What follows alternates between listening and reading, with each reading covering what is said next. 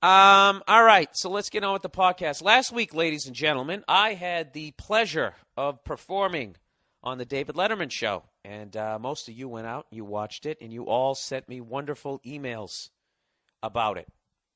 And I would read you the wonderful emails, but they're not funny. But you are in luck. You know what ones are funny? The ones where people did not like my performance. So let's read a couple of those, shall we? All right, let's read the hate mail here. So what happens with all of my hate mail is when people don't like my act is you can't just write me, evidently, and just say that you don't like my act. You don't appreciate what it is that I do on the stage. What you have to do first is you have to establish what an incredible sense of fucking humor you have and how open you are to all different forms of humor. You know? It's that classic thing like those douchebags on YouTube. Obama's a fucking idiot, and I'm a Democrat. Right? So then we can be like, wow, this guy is left, and even he doesn't like this lefty guy. So this is what they do. All right, so these, both these emails follow to a goddamn fucking T to the motherfucking U and V. They follow it. They follow that pattern. Bill, just read the fucking thing. Okay, here we go. All right. Hi there. That's how this one starts. Starts off nice enough. Hi there. I've been a fan for a while. You seem to have a unique take on things. Look at this, huh? Pat me on the head. Let me sniff her hand, making me nice and fucking relaxed. I loved your bit about the muffins and the mass vehicular murder. So there you go. She just showed how her sense of humor spans the globe. Whether I'm attacking food or actually running over human beings on the sidewalk, she finds it all funny. Though, and here's the rub, though, as a stay-at-home mom, I now completely despise you. I did this bit about being a stay-at-home mom. So anyway, she says, the hardest part about being a stay-at-home mom is being disrespected by everyone. I now hope the worst for you. Despite what funny acts you may think up in the future, you are a jerk and deserve the worst that life has to offer.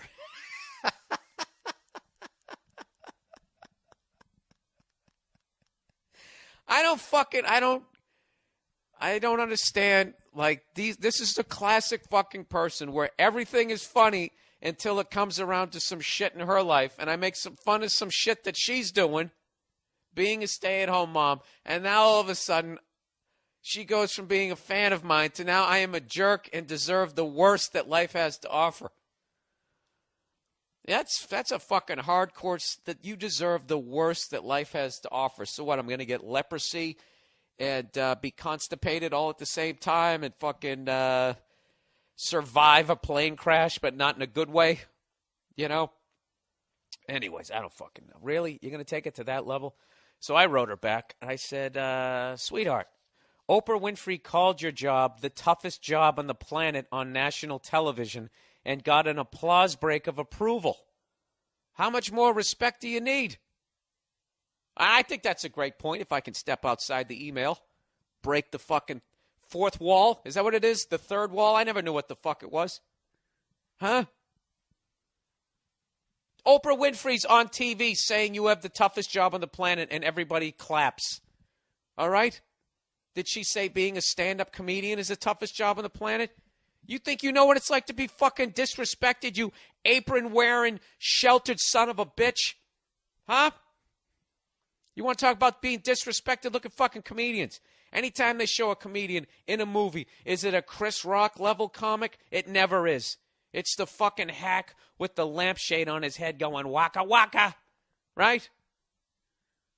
Didn't the fucking comedian get shot in his gut during Scarface?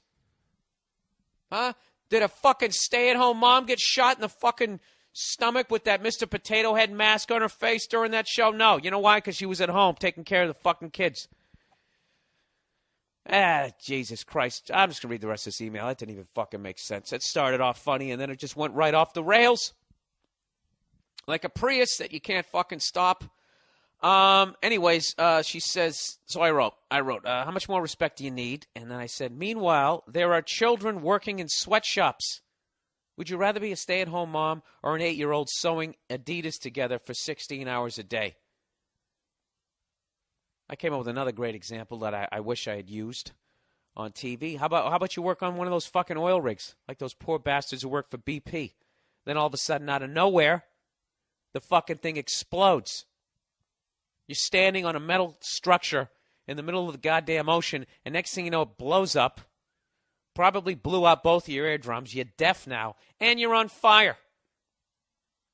All right? And your only option is either burning to death or jumping off of basically the equivalent of the top of a brownstone, trying to enter the water without doing the world's biggest flaming belly flop.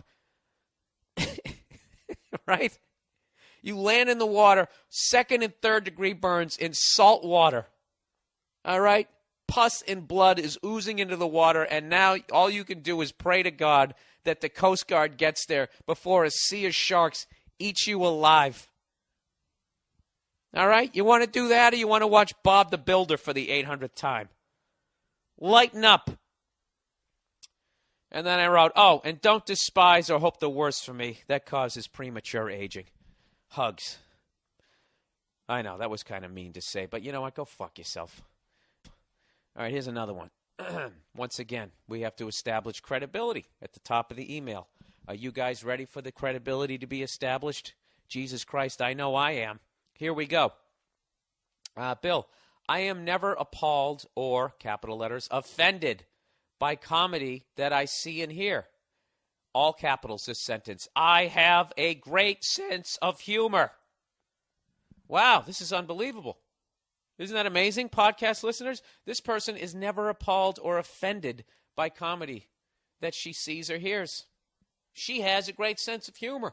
She has such a great sense of humor, people, that she had to yell it at me in emails. All right, so there's no way she had a problem with my act, right?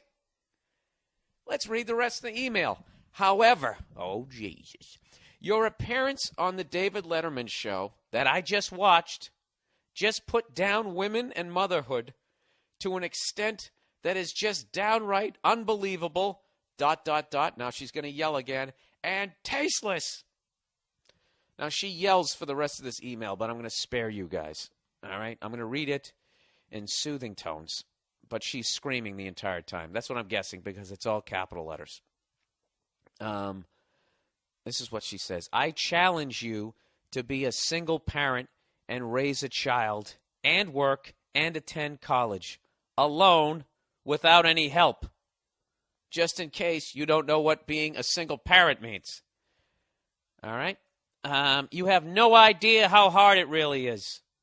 I am disgusted with your act and will not ever buy any of your DVDs, etc. For the first time in my life, I am disgusted with comedy. Your comedy, that is. I like how she starts speaking like in film noir. I'm disgusted with this comedy. Your comedy, that is. See? Yeah. 23 skidoo. All right. Your act touched on many topics that you were disgraceful and very unappealing. I think she got so mad she stopped writing sentences. First of all, sweetheart, I wasn't making fun of single parents. If I was making fun of single parents, nobody would laugh. I was talking about stay-at-home moms. All right? You don't remember that line? Hanging out all day, making grilled cheese sandwiches. You're giving a puppet show. You dress like a dragon. And then some other adult comes home and gives you money. You're like a big kid. That some other adult coming home giving you money is your fucking husband, you dumb broad. Do I got to fucking spell it out to you? So I just wrote her back. I just said I wasn't talking about single moms. I was talking about stay-at-home moms. You weren't listening.